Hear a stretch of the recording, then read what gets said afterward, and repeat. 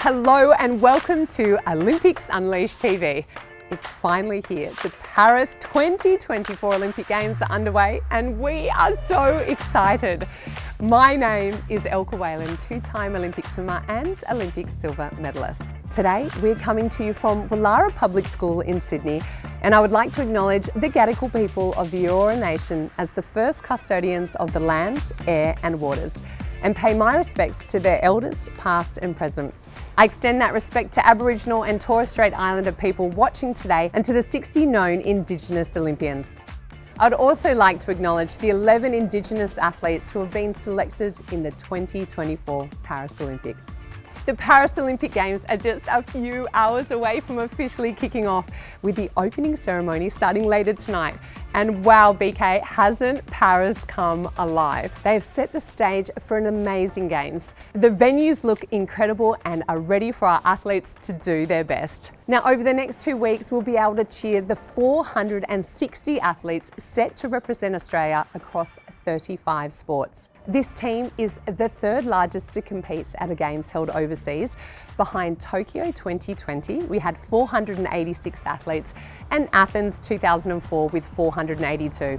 The Australian team is also likely to be the third largest delegation in Paris. Well, we have an action-packed episode coming up for you today. So BK, let's go check out Woollahra Public School.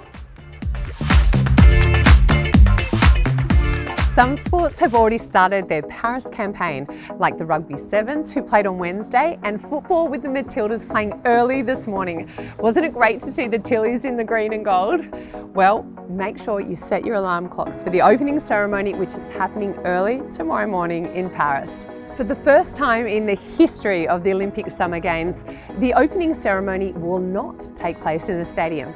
Paris 2024 is breaking new ground by bringing sports into the city, with the opening ceremony set to be held in the heart of the city along the Seine River. One of the biggest honours in the Olympic team is to be selected as the flag bearer. The flag bearer is the Olympian who carries the Australian flag and leads the Australian team into the opening ceremony. So BK, let's look behind the scenes of the announcement of the Paris 2024 Australian flag bearers. It's been a long time coming, many trials along the way. The female flag bearer for the Australian Olympic team for Paris 2024, from the sport of canoe slalom, Jess Fox. Are you deserving? And the male flag bearer for the Australian Olympic team for Paris 2024, from the sport of hockey, Eddie Ockenden. The nights that you ended up in tea. It feels very special. I know it's very special. It's a huge honour, and so proud to do it for Australia and represent the athletes, and I feel like that's a job that I like to do. It feels good. It's not something I ever thought possible for little old me from canoe slalom and in Penrith, and I think it's just the biggest honour and privilege.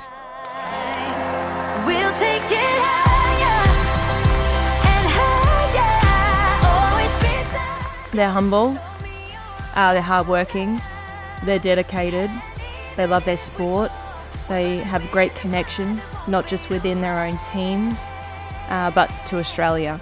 And I think that they are great role models and couldn't find better examples to lead this team.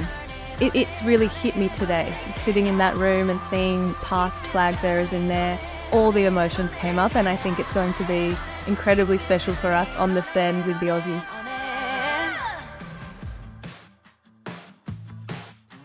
Today, I'm joined by two amazing Olympians, Emma Jeffcoat, 2020 Olympian in triathlon, and Jesse Parahi, 2016 Olympian in Rugby Sevens. Thank you both for joining us today. We're about to have a quick look behind the scenes of the Olympic Village, but before we do that, I want to ask you both a few questions. Jesse, I'm going to start with you first. 2016 Olympic Village in Rio. Tell us about this experience. It was such an amazing experience for us, being able to rub shoulders with athletes that have just spent their whole lives working to that moment, hearing their stories, being able to share food with them in the food hall, that was just all this amazing cuisine from all over the world was incredible. So nice to be there. Oh, that's just wonderful. I think that's actually making me hungry listening to that. And Emma, your experience in Tokyo 2020 was quite different with obviously COVID restrictions. Talk us through some of the challenges of this, not having a crowd or an audience to cheer any of you on. Yeah, in Tokyo we didn't have any family, friends, even my coach couldn't come. We had no spectators on the course. It was quite unique. But what made a huge difference was all the messages of support coming from back home and knowing how many people were watching back home in Sydney and all across Australia. You could actually feel that support from all the way in Tokyo. And isn't that amazing, all three of us being Olympians? We all remember the wonderful signs of support that were stuck all over the village and of the wall. So if you've been sending all of them, thank you so much from all of us. Now, here are a few fun facts about the village that show how well the Australian team are being looked after. Now, in the Aussie allotment, there are 20,000 shots of coffee. Do you remember this? 10,000 muesli bars, 2,400 4 and 20 pies are being supplied by Paddy's, 30 kilos of old El Paso salsa, 1.4 tonnes of cereal for breakfast, 3,200 kilograms of tuna and 340 kilograms of rice expected to be consumed. 800 kilometres of bandages have been supplied, which I know we've all used at some point. And these numbers, they're wow, hey? Some of them are so big. So let's take a look behind the scenes right now and see what the Aussies are up to in the Paris Athlete Village.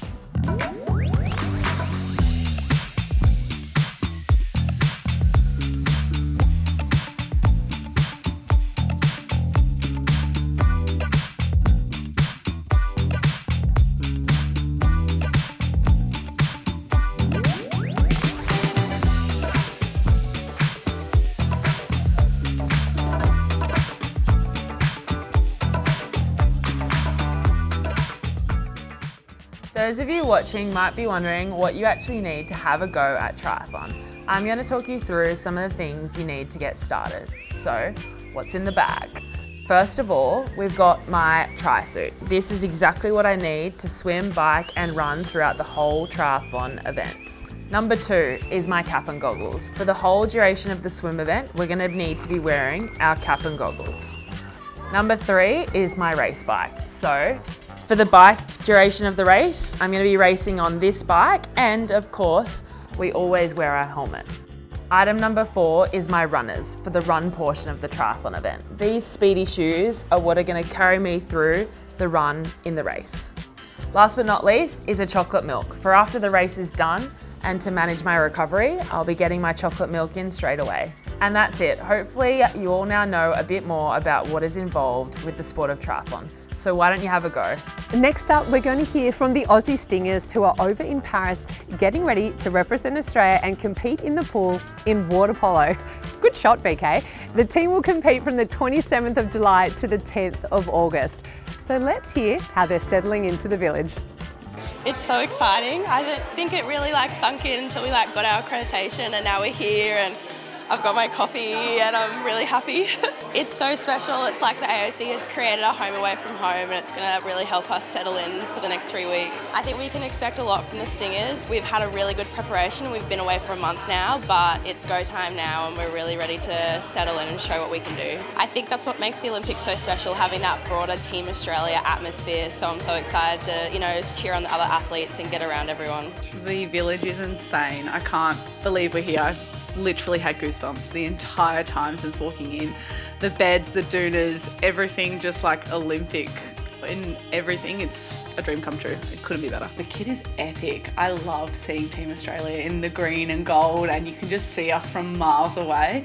The opening ceremony outfit is beautiful. The shoes, the details, in Sportscraft, ASICS, everyone's done such a phenomenal job.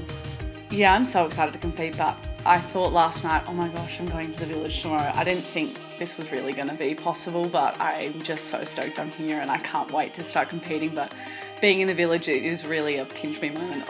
I'm here, I've made it, and now we get to experience what another Olympics is like. During the Paris 2024 Games, we're calling on all Aussie youngsters to get involved in the Have a Go Olympic Challenge. Now, Have a Go is about Aussies challenging themselves and playing Olympic sports. There are 35 Olympic summer sports which will be featured at the Paris 2024 Olympic Games. So there's a sport out there for everyone, and we're challenging all schools to complete 5 Olympic sport challenges. You can track your progress, and once you've completed the challenge, submit your Have a Go passport on our webpage for your chance to win some really cool prizes. Today we're having a go at Rugby Sevens. We've been out there practicing our kicking, our running and our passing. We saw the boys get a great result on Wednesday night, beating Kenya and Samoa. Now we're going to get out there and we're going to have a go. Ready, set, go!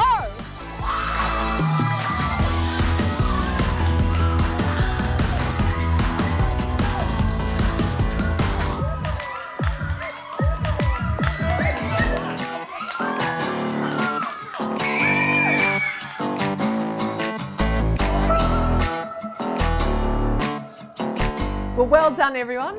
Those watching might want to give that a go at your school. So check out our website for more information on the Have a Go Challenge and get your school involved. Check out haveago.olympics.com.au for more info. Anna Meares is a 4-time Olympian in the sport of track cycling who has won 2 Olympic gold medals for Australia. She's also the chef de mission of the Australian Olympic team. Now this means she's the leader, BK, of the team. So let's hear from Anna on what leadership means to her and how she feels about leading the Australian team during the Paris 2024 Olympics. To me, leadership is about having a level of vulnerability because vulnerability, I think, is a strength. You can have great commitment, great dedication, great work ethic, but if you don't have that self-awareness, that vulnerability, that level of humility, a great genuine nature about you, you can't lead a team because you can't find your space within the team. And I think that's really important to understand, is to be a good leader, you're still a part of the team. And that's what I saw in Jess and Eddie and why I offered them the position as flag bearer. But what I have been telling the athletes as we welcome them into the village and into their home away from home is simply this. The pages of Paris 2024 have not been written yet, and those pages will be inserted into the greater book that is the history of the Australian Olympic team. And what I'm really excited about is what mark they're going to make on that page. And it's not just about what happens on the competition field, it's how they hold themselves as people. And if I can't lead in that way, I can't expect that in return from them. So I'm leading in the way that I hope other people feel comfortable to be able to be true to themselves. This is all the time we have today on Olympics Unleashed TV, but the fun doesn't end here. We will continue to bring the Olympics and Olympians directly to you with our next show on Green and Gold Day next Friday. Now, don't forget to tune into the opening ceremony of the Games tomorrow and catch all of the sporting action on Channel 9. It's going to be a huge weekend with swimming, beach volleyball, basketball, hockey, water polo, plus so much more. So thanks for joining us today and see you next Friday. Go Australia!